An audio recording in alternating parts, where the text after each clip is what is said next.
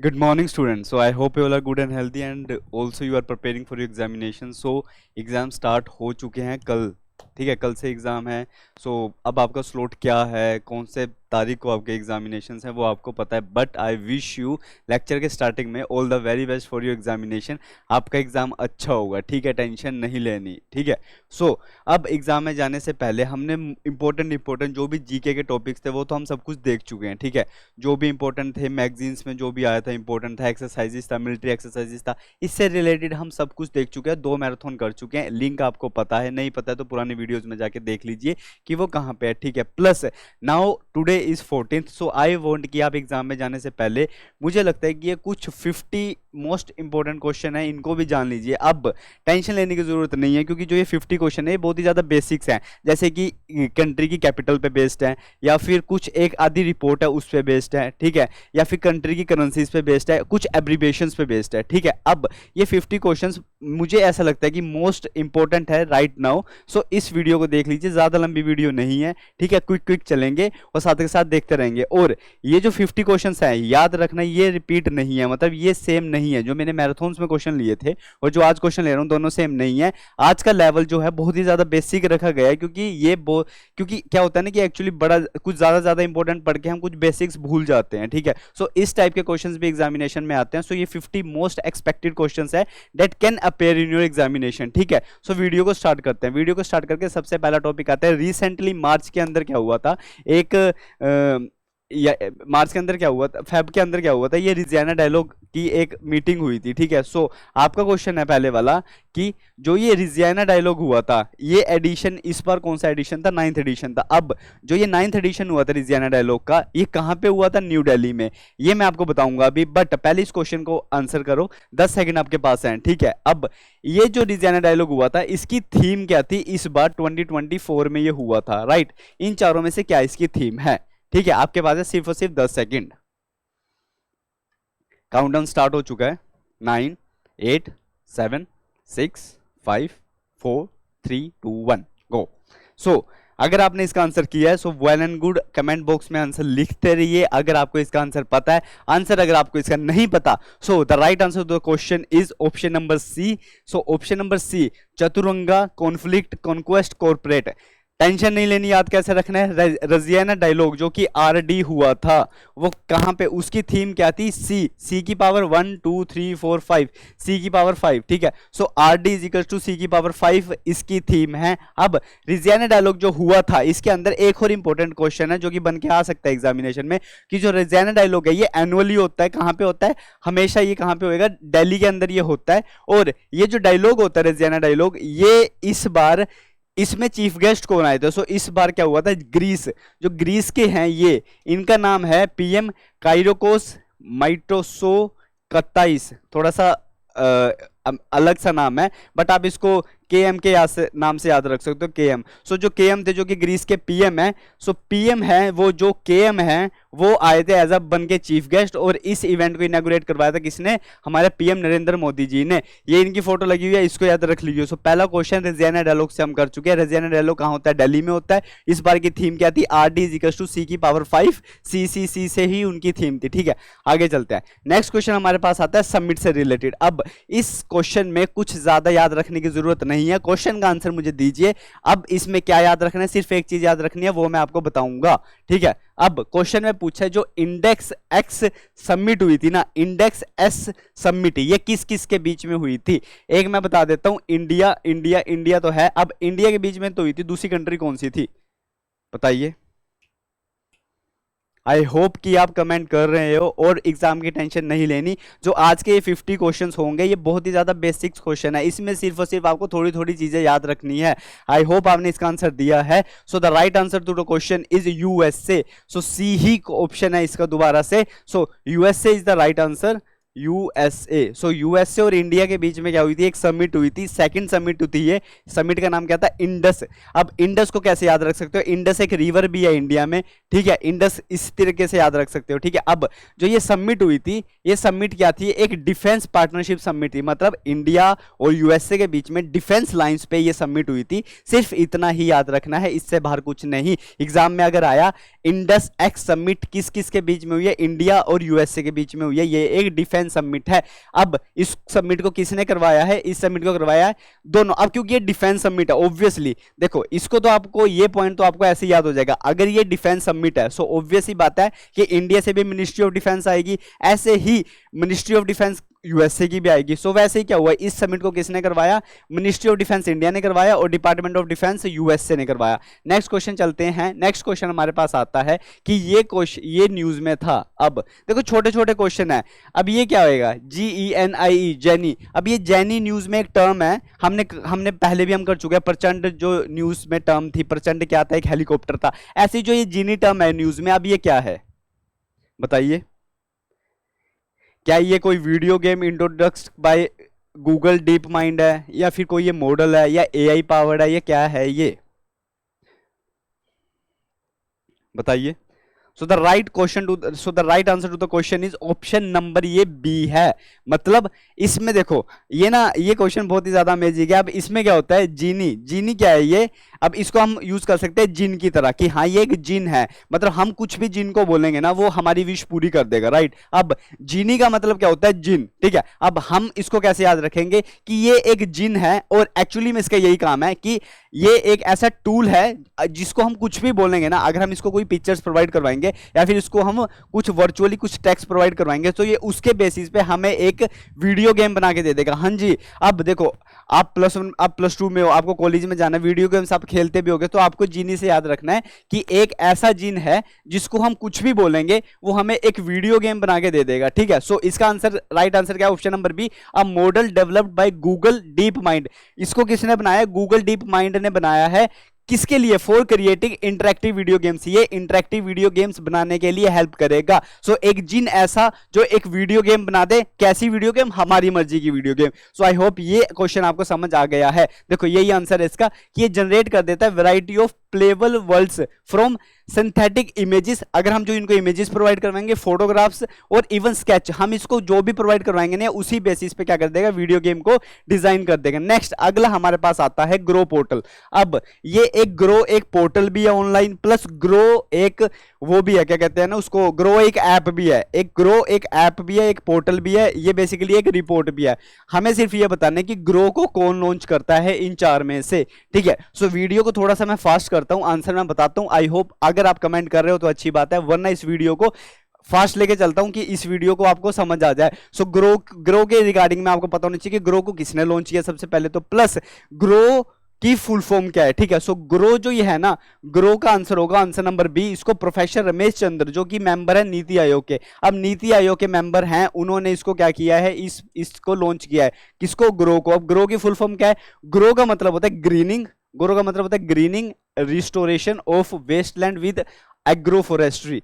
क्या मतलब है इसका, मतलब है इसका ग्रीनिंग, मतलब ये ना क्या कर रहे हैं ना, एक गो इको फ्रेंडली एटमॉस्फेयर के ऊपर ये टारगेट कर रही है। सो फुल फॉर्म क्या है, जी से हो गया greening and restoration of wasteland, wasteland की रिस्टोरेशन करो। वेस्टलैंड का मतलब होता है अ लैंड जो अनप्रोड्यूसेबल है, जो ना कुछ प्रोड्यूस नहीं कर रही, एक ऐसी लैंड जिसमें से हम एक अच्छा आउटकम नहीं लेके आ पा रहे, जो एग्रीकल्चर बेसिस पे बिल्कुल ही ठप पड़ चुकी है लैंड बेसिकली, ठीक है। ठप का मतलब जैसे कि बिल्कुल ही वो जीरो है, एज पर वहां से कुछ भी हम आउटपुट जनरेट नहीं कर पा रहे। सो उसको रिस्टोर करना है और एग्रो फॉरेस्ट्री वहां पे हमें इंस्टॉल करनी है। ये जो ये इनिशिएटिव है, नीचे वाला याद करने की जरूरत नहीं है, सिर्फ याद रखना ग्रो किसने लॉन्च किया है, नीति आयोग के रमेश चंद्र जी ने। अब आगे मैं आपको एक छोटी सी बात बताना चाहता हूं। अब आज हम मीम्स को थोड़ा ज्यादा नहीं लेंगे क्योंकि एक शॉर्ट वीडियो के तौर पे ये मैंने बनाई है 50 क्वेश्चंस की। सो बट एक मीम्स नहीं, बट मीम से हटके एक नॉलेजेबल फैक्ट मैं आपको बता देता हूं। देखो ये लोयन लेपर्ड, ये जो स्नो लेपर्ड होते हैं, ये कितना क्यूट है। याद करो, मुझे कमेंट बॉक्स में बताओ कि हमने स्नो लेपर्ड्स पे, एक क्वेश्चन दे रहा हूं मैं आपको, कि अगर हमने स्नो लेपर्ड्स पे एक रिपोर्ट पढ़ी थी, ठीक है, स्नो लेपर्ड्स की जो रिपोर्ट पढ़ी थी, मुझे बताइए कि इंडिया की कौन सी स्टेट या यूटी है जहां पे सबसे ज्यादा स्नो लेपर्ड्स पाए जाते हैं। हमने रिपोर्ट में पढ़ा था कि टोटल स्नो लेपर्ड 780 हैं। कितने हैं total snow leopard? 718 total snow leopards है। तो स्नो लेपर्ड्स इंडिया में कौन सी स्टेट यूटी है जहां पे सबसे ज्यादा प्रेजेंट होते हैं? ये स्नो लेपर्ड है। इन स्नो लेपर्ड्स को क्या गोस्ट ऑफ द माउंटेन्स भी बोला जाता है। काफी वो है ना, दिखने में कितने क्यूट लग रहे हैं स्नो लेपर्ड्स, ठीक है, बट इनको गोस्ट बोला जाता है, राइट। इनको क्या बोला जाता है? गोस्ट, कि ये गोस्ट है। किनके गोस्ट है? माउंटेन्स की गोस्ट है, क्योंकि माउंटेन्स में रहना प्रेफर करते हैं। नेक्स्ट क्वेश्चन हमारे पास इंपॉर्टेंट आता है NB8, मतलब ये है NB8। अब N का मतलब होता है नॉर्डिक, B का मतलब होता है बाल्टिक। अब आपको ये बताना है कि NB8 का मतलब होता है कि इसमें 3, 3, 6, 7, 8 8 कंट्रीज हैं। 8 कंट्रीज का एक ग्रुप है, ग्रुप का नाम है NB8। आपको बताना है इनमें से कौन सी कंट्रीज है जो कि NB8 ग्रुप में आती है। 5 सेकंड आपके पास है बस, बताइए बताइए। हिंट मैं आपको दे देता हूं, एन से मतलब होता है नॉर्डिक, मतलब यहां पे नॉर्डिक कंट्रीज आएंगी। आपको मैंने बताया था स्कैंडिनेवियन और नॉर्डिक कंट्रीज होती हैं जो कि ऊपर होती है। हिंट दे देता हूं, डेनमार्क, नॉर्वे, स्वीडन। तीन मैंने बता दिया आपको। डेनमार्क हो सकता है, स्वीडन हो सकता है, नॉर्वे हो सकता है। आगे बी से, बी का मतलब होता है बाल्टिक नेशन। अब बाल्टिक नेशन कौन से होते हैं वो भी मैं आपको बताऊंगा, ठीक है। आई होप आप आंसर दे रहे हो। और इसका राइट आंसर है हमारे पास, इसको देख लेते हैं। डेनमार्क हो गया, Finland, Lithuania, Norway, Sweden. Okay okay, so इसका राइट आंसर मेरे पास एक ऑप्शन बन के आता है, क्योंकि यहीं पे ये सारी कंट्रीज के नाम है, ठीक है। एक्चुअली मुझे भी, हाँ यही है, option number A is the right answer. Right answer option number ए है। देखो option number A is the right answer. Answer क्या है? डेनमार्क, डेनमार्क हो गया, और यहाँ पे नॉर्वे हो गया, स्वीडन हो गया। ये इनको हम बोलते हैं नॉर्वियन कंट्री, जिन पे मैंने अभी टिक मारा है। और बाल्टिक नेशंस बोलते हैं एस्टोनिया को, लिथुआनिया को और लिथुआनिया को, इनको बोलते हैं बाल्टिक नेशन। जो फिनलैंड हो गया, फिनलैंड भी कहीं ना कहीं स्कैंडिनेवियन कंट्रीज में ही आता है। और जो ये आइसलैंड हो गया, ये तो अलग सा पार्ट है, जैसे कि मैप में देखियो। अब ये ग्रुप है NB8 कंट्रीज का। ये न्यूज में इसलिए आया था क्योंकि NB8 कंट्रीज ने पहली बार यूरोप से बाहर निकल के, क्योंकि ये यूरोपियन कंट्रीज हैं, यूरोप से बाहर निकल के पहली बार किसके साथ टाइप किया? इंडिया के साथ टाइप किया पहली बार। सो इसीलिए ये न्यूज में आया था। सो ये एग्जाम में पूछा जा सकता है। आप देखना यहाँ पे ये स्वीडन हो गया, नॉर्वे हो गया, डेनमार्क हो गया, ये हो गया नॉर्वियन कंट्रीज, यहाँ पे फिनलैंड हो गया, और ये लास्ट में पड़ा हुआ है हमारा आइसलैंड, ठीक है। सो ये हमारे पास हो गया। मैप से हमने सीख लिया कि NB8 कंट्रीज कौन सी होती हैं, राइट। आगे चलते हैं, ग्रे रेवोल्यूशन क्या होता है? बड़ा छोटा सा क्वेश्चन, देखो इसका आंसर दीजिए, इतना मैं आपसे थोड़ी सी बात करता हूं, राइट।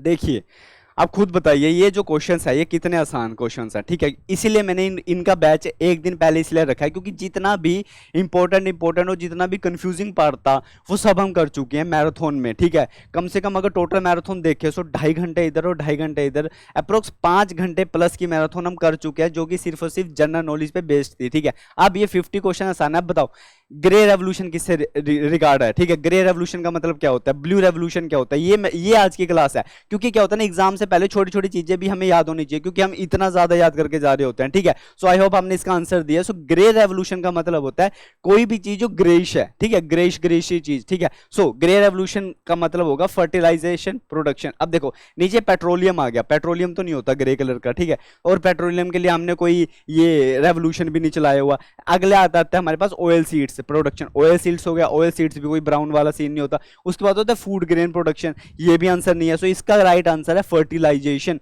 सो फर्टिलाइजर प्रोडक्शन का मतलब होता है ग्रे रेवोल्यूशन। ग्रे रेवोल्यूशन किसके लिए किया जाता है? फर्टिलाइजर के लिए। उसके बाद आता है हमारे पास ईरानी कप। अब ईरानी कप का मतलब क्या होता है? ईरानी कप का मतलब क्या होता है? What do you mean by Irani cup? कौन से स्पोर्ट्स से रिलेटेड है ये? ऐसे क्वेश्चंस भी आपके एग्जाम में आ सकते हैं। स्पोर्ट्स से रिलेटेड हर एक न्यूज़ हम कर चुके हैं। स्पोर्ट्स से रिलेटेड पर्टिकुलर पर्सनैलिटीज को जो जो अवार्ड्स मिले हैं वो भी हम कर चुके हैं, राइट। सो अब मुझे बता दीजिए कि ईरानी कप कौन से स्पोर्ट्स से रिलेट करता है। सो ईरानी कप बैडमिंटन से रिलेट, तो यहाँ पे ईरानी कप जो है बैडमिंटन से रिलेट करता है। क्या आपका आंसर ये है? तो ये आंसर गलत है। Irani cup is equals to cricket. So Irani cup किससे रिलेट करता है? क्रिकेट से रिलेट करता है, ठीक है। Cricket is the right answer. Next हमारे पास जाते हैं हेडक्वार्टर। हेडक्वार्टर्स के इंपॉर्टेंट क्वेश्चन हो सकते हैं आपके एग्जाम के लिए। वेट अ सेकंड, हाँ, हेडक्वार्टर से रिलेटेड भी एग्जाम से बहुत इंपॉर्टेंट क्वेश्चन निकल के आते हैं। और आज मैं आपको एक ऐसी हेडक्वार्टर की ट्रिक बताऊंगा ना, सच बता रहा हूं मैं, आज मैं आपको हेडक्वार्टर ऐसे बता के जाऊंगा कि आपको ना एक कंट्री से, एक कंट्री के नाम से आपको कम से कम 7 से 8 हेडक्वार्टर्स इंपॉर्टेंट याद हो जाएंगे। वो कौन से हेडक्वार्टर हैं अभी मैं आपको बताऊंगा, पर उससे पहले मुझे ये बताइए कि न्यू डेवलपमेंट बैंक, जो ये न्यू डेवलपमेंट बैंक है, इसका हेडक्वार्टर कहां पे है? सो न्यू डेवलपमेंट बैंक का हेडक्वार्टर है शंघई में। शंघई कहां पे है? चाइना के अंदर। सो चाइना शंघई में क्या है? इसका हेडक्वार्टर है। किसका हेडक्वार्टर है? न्यू डेवलपमेंट बैंक का हेडक्वार्टर है। सो आगे चलते हैं। अब एक बात और याद रखना कि हमने मैराथन में पढ़ा था ब्रिक्स के बारे में। ब्रिक्स में कौन कौन सी न्यू कंट्रीज ऐड हुई हैं, मुझे कमेंट बॉक्स में लिख के बताइए, ताकि आपकी रिवीजन भी साथ के साथ हो जाए। ये क्वेश्चन मैं दोबारा से पूछूंगा क्लास के एंड पे, ठीक है? बट मुझे साथ के साथ बताइए ब्रिक्स में कौन कौन सी न्यू कंट्रीज ऐड हुई है, मुझे यहां पे बताइए। चाहे आप शॉर्ट फॉर्म या एब्रीविएशंस में भी बता सकते हैं, बट मुझे बताइए कि ब्रिक्स में कौन सी कंट्रीज न्यू ऐड हुई है। मैंने आपको बताया है, ठीक है? और ब्रिक्स का जो हेडक्वार्टर है वो भी कहां पे है? शंघई में है। सो शंघई से 2 हेडक्वार्टर हमें याद रखना है, पहला न्यू डेवलपमेंट बैंक का, दूसरा किसका? ब्रिक्स का, ठीक है? ब्रिक्स का, राइट? अब ब्रिक्स की फुल फॉर्म क्या है ये तो पता ही होगा आपको, ब्राजील, रशिया, इंडिया, चाइना, ठीक है? ये के नहीं यहाँ पे आएगा, के नहीं आएगा, आई एम रियली सॉरी, के नहीं आएगा यहाँ पे, एस आएगा। इसका मतलब साउथ अफ्रीका, राइट? अब आगे चलते हैं, आगे हम चलते हैं। तो state animal of Assam, Assam का स्टेट एनिमल क्या है? यहां पे दिए हुए जो 4 एनिमल है ना, इनमें से 2 स्टेट एनिमल है। किस किस के बताइए? पहले असम का स्टेट एनिमल बताइए क्या है? सो जिसने आंसर दिया है गोर, वो बिल्कुल ही सही आंसर नहीं है, क्योंकि असम का स्टेट एनिमल है, असम में काजीरंगा नेशनल पार्क भी है, और असम में 1 हॉर्न राइनोसोर बहुत ही ज्यादा फेमस है। सो इसीलिए जो असम का स्टेट एनिमल है वो है Indian rhinoceros. So Indian rhinoceros is the right answer. और साथ में एक और पॉइंट याद रखना है, जो ये ब्लैक बक है ना, so black buck is the national animal of Haryana. Black buck Haryana का नेशनल एनिमल है। किसका है? हरियाणा का, राइट? इसको भी याद रखना, प्लस पॉइंट। अब आगे चलते हैं हम। इंडिया की कैपिटल कौन सी है? दिल्ली है। सबकी कैपिटल हम अभी 1-2 कैपिटल्स हम देखेंगे। स्विट्जरलैंड की कैपिटल कौन सी है? क्योंकि स्विट्जरलैंड बहुत ही ज्यादा न्यूज में है। जब हम रिपोर्ट्स कर रहे थे तो रिपोर्ट्स के साथ क्वेश्चन पढ़िए और आंसर भी देते रहिए, ठीक है? जब हम रिपोर्ट्स पढ़ रहे थे तो रिपोर्ट्स पढ़ते हुए हमने देखा था कि स्विट्जरलैंड ने इंटेलेक्चुअल सबसे ज्यादा इनोवेशन इंडेक्स में, ठीक है, सबसे फर्स्ट पोजीशन अपनी सिक्योर करी थी। सो वो न्यूज में है। और साथ के साथ हम ये भी पढ़ेंगे कि स्विट्जरलैंड में बहुत ही ज्यादा कंट्रीज के हेडक्वार्टर हैं, ठीक है? अब इन कैपिटल से पहले देखते हैं कि इंडिया के अंदर, क्योंकि वहां पे कोयल सबसे ज्यादा होता है, सो इंडिया की कौन सी ऐसी सिटी है जिसको कोयल कैपिटल के नाम से जाना जाता है? देखो इतना ज्यादा कोयला वहां पे होता है, ये पर्सन भी वहां पे काम कर रहा है, ठीक है? So the right answer to the question is Dhanbad. Dhanbad. So Dhanbad is the right answer. इसको कैसे याद रख सकते हो? क्योंकि कोयला जब बर्न होता है सो वो पोल्यूशन करता है, सो कोयला इज अ बैड थिंग। सो यहां से हम बैड याद रख सकते हैं, बैड, ठीक है? अब कोयला बैड तो है, बट कोयले की जब प्रोडक्शन होती है और कोयला बहुत ही ज्यादा महंगा बिकता है, तो उससे बहुत ही ज्यादा धन अर्जित होता है हमारे पास, ठीक है? सो कोयल, सो ये कोयल है ना, जो कोयला, सो कोयला से बहुत ही ज्यादा धन मिलता है। धन का मतलब पैसा मिलता है। सो आप लिख लीजिए धन। सो बहुत ही ज्यादा हमें धन मिलता है। सो धन जब हमें मिलता है बहुत ही ज्यादा, बट कोयला साथ के साथ में अच्छा भी नहीं है, तो उसको हम बाद भी लिख सकते हैं, बैड भी लिख सकते हैं। सो धनबाद से आप याद रख सकते हो। सो the right answer question is Dhanbad. So next हम चलते हैं ये। अब आज रात को आपको ये नहीं करना है, ठीक है? Basically this is me 1 night before the exam. वैसे तो ऐसा मैंने कभी भी नहीं किया एग्जाम से पहले, ठीक है? बट अच्छी बात है कि आप, मुझे पता है जो बच्चे ये वीडियोस देख रहे हैं, तुम सबकी प्रिपरेशन अच्छी है। हाँ, इस टाइम आपके माइंड्स में काफी नेगेटिव थॉट्स आ रहे होंगे, क्योंकि ये होना बहुत ही ज्यादा कॉमन है, क्योंकि एग्जाम है, सबने तैयारी करी है, सबको टेंशन होती है एग्जाम की। बट मैंने हमेशा अपनी वीडियोज में बोला है कि क्योंकि आप +1 +2 के बच्चे, आप पढ़ के आए हुए हो, ठीक है? आप आज के बच्चे हो, सो आपको पता है कि प्रोटॉन्स इलेक्ट्रॉन्स क्या होते हैं। सो मैं क्लास में भी बोलता हूँ कि आपको प्रोटॉन बनना है, एग्जाम में प्रोटॉन बनना है आपको, आपके ऊपर पॉजिटिविटी होनी चाहिए, इलेक्ट्रॉन नहीं बनना, ठीक है? सो अब मैं आपको बताना चाहता हूँ, एग्जाम से पहले, ये तो सिर्फ एक मीम है, पर आपको एग्जाम में ऐसा नहीं करना, एग्जाम से एक रात पहले, ठीक है? इतना कंफ्यूज नहीं होना। आपको क्या करना है कि जितनी भी रिवीजन है, ये वीडियो देखिए, जितनी भी रिवीजन है शाम को 8 या 9 बजे तक सारे रिवीजन कर दीजिए। उसके बाद रात को एक अच्छी नींद लीजिए, ठीक है? रात को 10 बजे क्या है, आराम से सो जाइए। सुबह उठिए, सुबह उठ के एक बार 1 घंटा रिवाइज करना है तो रिवाइज कर लीजिए। If you are a morning person, if you are not a morning person, तब भी रात को आपको टाइम से सोना है और एक अच्छे माइंडसेट से एग्जाम देने जाना है। ये करके नहीं बैठना, क्योंकि अच्छी नींद नहीं आएगी तो एग्जाम में अच्छे आपका आप क्या होता है ना, अगर माइंड को अच्छा से रेस्ट नहीं मिला सो बेसिकली एग्जाम में क्या होगा, वो अच्छे से काम नहीं कर पाएगा। ठीक है, सो हमने तो अच्छा काम कर लिया, आप स्टूडेंट्स ने अच्छा काम कर लिया इतने टाइम से पढ़ते हुए, अब थोड़ा माइंड को रिलैक्स करिए, आखिरी दिन है, कल से एग्जाम स्टार्ट हो रहे हैं, किसी के 15 को है, किसी के 16 को है, किसी के सेंटर्स भी दूर है, सेंटर्स ढूंढने में भी वो लगेगा। सो अपना फोकस अभी रखिए, काम रहिए, रिलैक्स रहिए, ये नहीं करना एग्जाम से पहले। ठीक है, नेक्स्ट क्वेश्चन पे चलते हैं। सो अगला हमारे पास आता है कि which is the smallest country in the world, world में सबसे स्मॉलेस्ट कंट्री कौन सी है? ये चार आपके सामने ऑप्शन है, इसका आंसर दीजिए, मैं 1 मिनट में आया।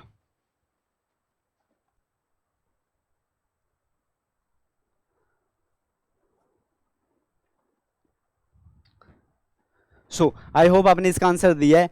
इसका आंसर देते देते मैं आपको एक बात बता देता हूं कि यहाँ पे स्मॉलेस्ट कंट्री की बात हुई है। सो लार्जेस्ट कंट्री कौन सी है पूरे वर्ल्ड में? अगर एरिया वाइज देखा जाए सो Russia is the largest country area wise. अगर पॉपुलेशन वाइज देखा जाए so China is the largest country population wise. ठीक है, ये है एरिया वाइज, ये है पॉपुलेशन वाइज। और अगर छोटी कंट्री देखी जाए सबसे ज्यादा, वो एरिया वाइज भी और पोल्यूशन वाइज भी नहीं, पोल्यूशन सॉरी पॉपुलेशन वाइज भी कौन सी है? Vatican city. So Vatican city is the smallest country in the world.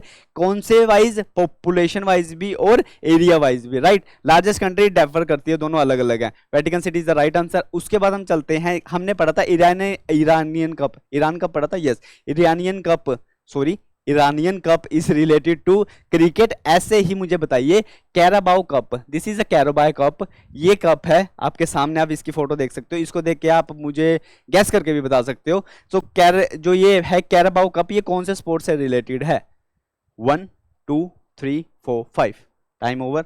अगर फिर भी आंसर करना है तो आंसर कीजिए। The right answer to the question is football. अब फुटबॉल से रिलेटेड जो कप का नाम है वो नाम है कैराबाओ। साथ ही के साथ क्वेश्चन कैराबाओ से अगर नहीं आया और पूछ लिया उन्होंने कि दुरंत कप किससे रिलेटेड है, तो हमने पढ़ा था दुरंत कप के बारे में, पढ़ा था हमने अपने मैराथन में, राइट। अब दुरंत कप किससे रिलेटेड है? फुटबॉल से रिलेटेड है, राइट।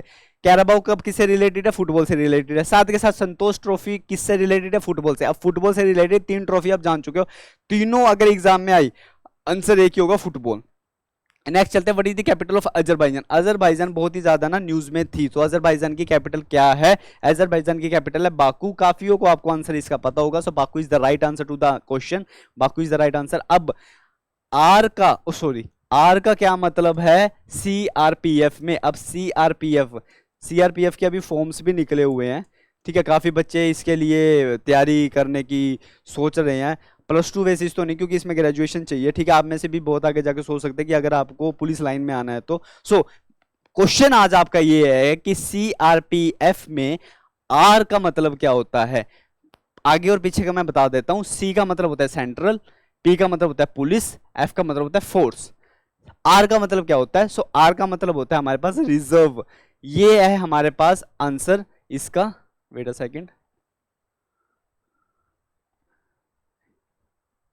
यस। सो ये हमारे पास आंसर है central reserve police forces. Abbreviation भी आपके एग्जाम्स में बहुत ही ज्यादा इंपॉर्टेंट टॉपिक है, वो पूछ सकते हैं। WHO क्या होता है? वर्ल्ड हेल्थ ऑर्गेनाइजेशन, ठीक है। वो आपसे पूछ सकते हैं कि एशियन नेशन कौन सा होता है, मतलब कि Asian, south east Asian countries के बारे में वो आपको पूछ सकते हैं कि सीआरपीएफ क्या होता है। सो सीआरपीएफ क्या होता है? सेंट्रल रिजर्व पुलिस फोर्सेस, ये फुल फॉर्म है, याद रखना इसको, ठीक है। अभी देखते हैं आगे ब्लू रेवोल्यूशन। हमने पढ़ा था ग्रे रेवोल्यूशन किससे रिलेट करता है? चेक कमेंट बॉक्स में लिखिए, मैंने पढ़ाया था ग्रे रेवोल्यूशन। अभी पिछला क्वेश्चन हम करके आ रहे हैं ग्रे रेवोल्यूशन का, 4-5 क्वेश्चन से पहले। ग्रे रेवोल्यूशन किससे रिलेटेड है बताइए मुझे? फर्टिलाइजर से रिलेटेड है। तो ब्लू रेवोल्यूशन किससे रिलेटेड है? ब्लू का मतलब होता है पानी। अब आप याद रखना कि पानी का कलर अगर ब्लू है, ओशन का कलर अगर ब्लू है, ओशन में रहने वाली जो फिश होती है is the right answer. So marine fish production is known as the blue revolution. किसके रिगार्ड में हुआ था? फिश प्रोडक्शन के रिगार्ड में हुआ था, ठीक है। वैसे ना याद रखना, जो ये रेवोल्यूशंस होते हैं ना, रेवोल्यूशंस का मतलब होता है प्रोडक्शन, रेवोल्यूशन का मतलब होता है प्रोडक्शन। हमने पीछे पढ़ा था कि ग्रे रेवोल्यूशन का मतलब है फर्टिलाइजेशन से रिलेटेड, फर्टिलाइजेशन प्रोडक्शन। ऐसे ही यहां पे हमने पढ़ा फिश प्रोडक्शन, ठीक है। अब ये है हमारे पास, इनका नाम है कार्लोस एल्जाराज, कार्लोस एल्काराज, ये यहां पे हैं। मुझे बताइए कि ये कौन से स्पोर्ट से रिलेटेड है। अब सबसे बड़ी हिंट आपके सामने ये फोटोग्राफी है। अब मुझे ये बता दीजिए कि जो ये रैकेट है इनके हाथ में, ये देखो इससे रिलेटेड मुझे पता चल गया कि रेसलिंग तो इसका आंसर नहीं है, क्रिकेट भी इसका आंसर नहीं है। अब मुझे बता दीजिए जो इनके हाथ में ये रैकेट है, ये बैडमिंटन है या ये टेनिस है?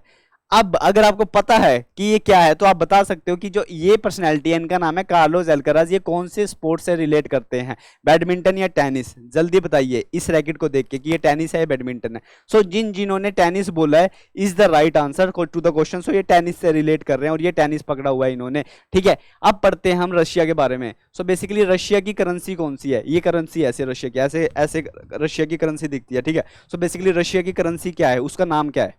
टाला, टाला, टाटा, ये बिल्कुल भी नहीं है। So rouble is the right answer. So Russian rouble is the right answer to the question. Rouble option number A is the right answer. Rouble है करेंसी किसकी? रशिया की। अब उसके बाद हम आगे जाते हैं अबॉर्शन। हाँ ये ना अभी की बात है, ये अप्रैल की बात नहीं, अप्रैल नहीं, ये फेब एंड की बात है और मार्च स्टार्टिंग की बात है कि अबॉर्शन के ऊपर ना कुछ डिस्कशन हो रही थी हर जगह, ठीक है, कि अबॉर्शन राइट्स मिलनी चाहिए नहीं मिलनी चाहिए, क्या अबॉर्शन राइट्स को हमें कॉन्स्टिट्यूशनल राइट बना देना चाहिए नहीं बना देना चाहिए। सो सबसे पहले मैं आपको बताना चाहूंगा कि इंडिया के अंदर जो अबॉर्शन है उसको लीगल राइट दिया गया है, वो कॉन्स्टिट्यूशनल राइट नहीं है, वो एक लीगल राइट है कि आप लीगल हो कि आप ना अबॉर्शन करवा सकते हो, बट कुछ टर्म्स और कंडीशन के अंदर वो लीगल है और कुछ टर्म्स और कंडीशन के अंदर वो इलीगल है। बट पूरे वर्ल्ड में पहली एक मतलब ये है ना एक्सप्लिसिटली मतलब 110% पहली बार एक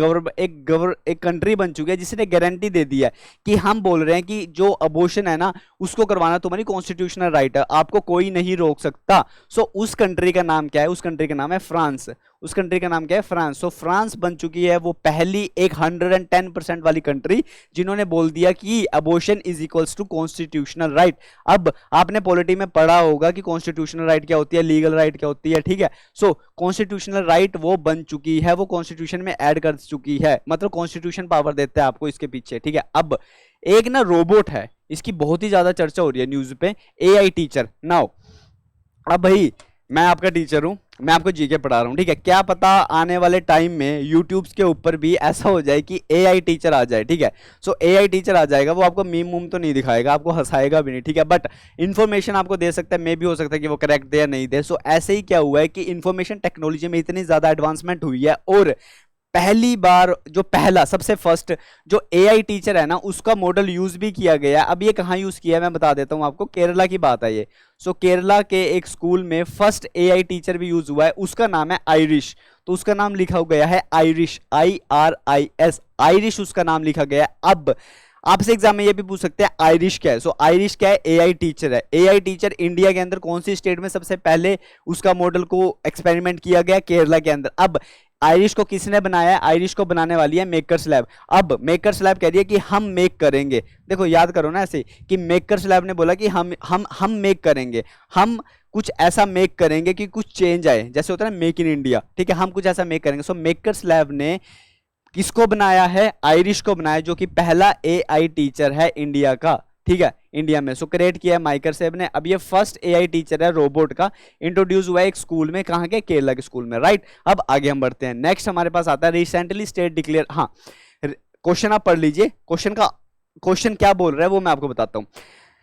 एनिमल और मैन कॉन्फ्लिक्ट होता है, हम रोड पे जाते हैं, ठीक है। अब ये डॉग और मतलब देखो एनिमल और मैन कॉन्फ्लिक्ट तो कैसा भी हो सकता है, बट क्या होता है ना कि कहीं कहीं बहुत ही ज्यादा जंगल्स होते हैं, कहीं कहीं बहुत ही ज्यादा कुछ वो होते हैं। सो हम तो कुछ ऐसी स्टेट्स है वहां पे देखा गया कि जो मैन और एनिमल का कॉन्फ्लिक्ट है ना वो ज्यादा आता है। जैसे कि अगर हम रोड क्रॉस कर रहे हैं या फिर हम कुछ कर रहे हैं तो हम कॉन्फ्लिक्ट में आ जाए, हम लड़ाई में आ जाए किसके साथ? एक एनिमल के साथ। जैसे कि मानो सामने से एलिफेंट आ रहा है, ठीक है, वाइल्ड एनिमल्स के साथ, और दोनों में से किसी ना किसी को तो क्या होगा कि डैमेज होगा ही होगा, ठीक है। अब तक क्या है कि जो मैन और एनिमल कॉन्फ्लिक्ट है ना वो मिनिस्ट्री ऑफ फॉरेस्ट के अंदर जाता है। मतलब कि अगर मैन और एनिमल कॉन्फ्लिक्ट हुआ तो ये रिस्पॉन्सिबिलिटी वार्डन की होती है, फॉरेस्ट वार्डन की रिस्पॉन्सिबिलिटी होती है। बट अब पहली बार ऐसा हो चुका है कि एक इंडियन स्टेट ने मैन एनिमल कॉन्फ्लिक्ट को अच्छी मेजोरिटी से अपनी लेजिस्लेटिव असेंबली में पास करके ये बता दिया है कि जो मैन एनिमल कॉन्फ्लिक्ट है वो एक स्टेट का,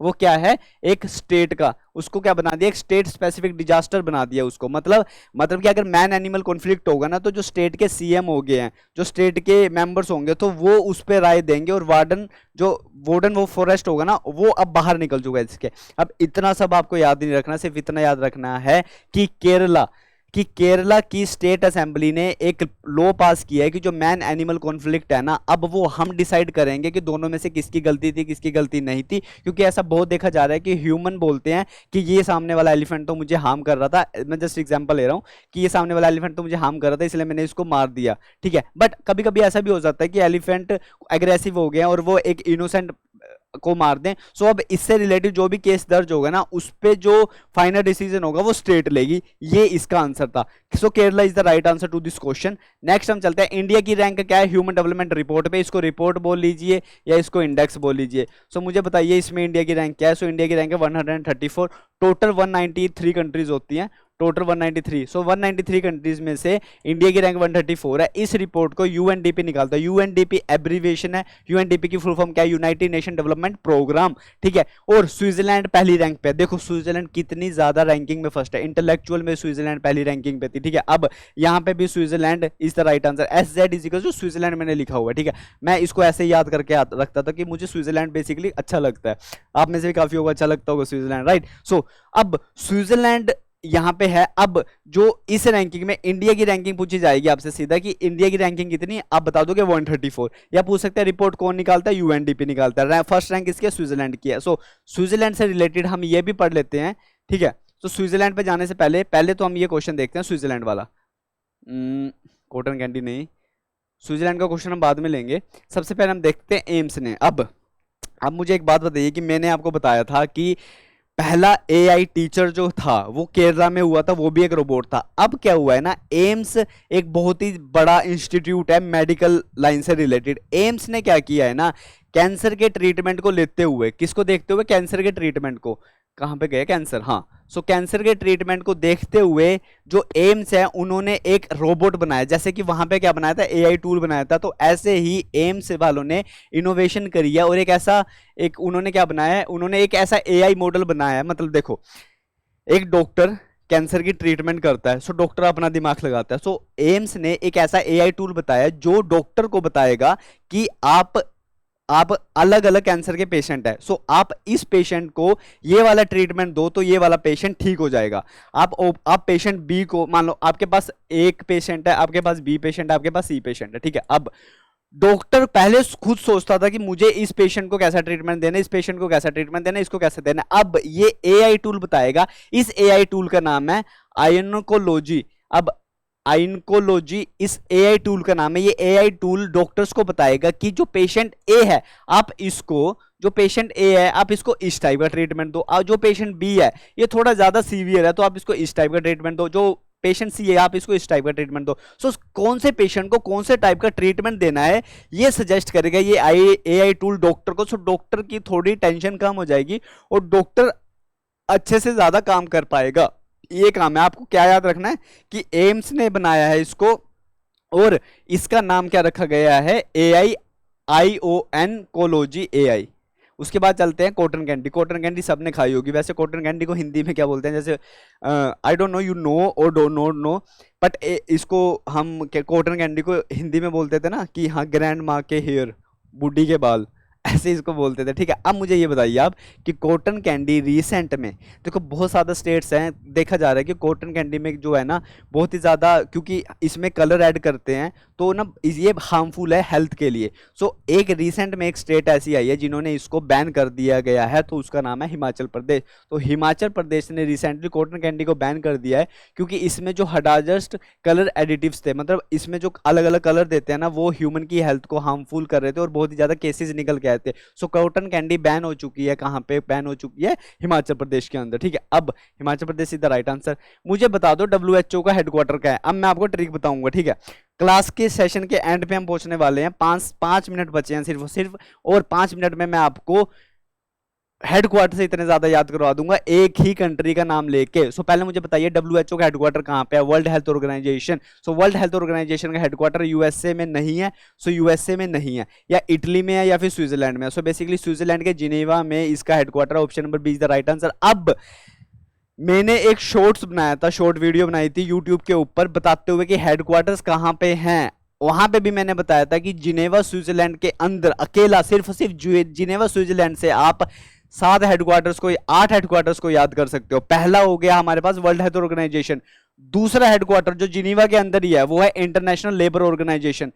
तीसरा हेडक्वार्टर जो जिनेवा के अंदर ही है वो है WTO, वर्ल्ड ट्रेड ऑर्गेनाइजेशन। ठीक है, यहां पे आप देखो एक क्वेश्चन है उसमें आपकी एब्रीवेशंस भी याद हो रही हैं। ठीक है, वर्ल्ड यहाँ पे क्या है? ILO मतलब International Labour Organization, World Trade Organization, World Intellectual Property Organization जिसको विपो बोलते हैं, UNAIDS, UNHRC, ये क्या है? एक रेफ्यूजी की कमीशन है, रेफ्यूजी कमीशन है, इंटरनेशनल टेलीकम्युनिकेशन यूनियन। ये सबके हेडक्वार्टर कहां पे है? सबके हेडक्वार्टर कहां पे हैं? जिनेवा स्विट्जरलैंड में। इसी के साथ जान लेते हैं फिर स्विट्जरलैंड की, भाई चलो ठीक है, ये तो कहां पे? स्विट्जरलैंड में। तो स्विट्जरलैंड की कैपिटल और करेंसी कौन सी है?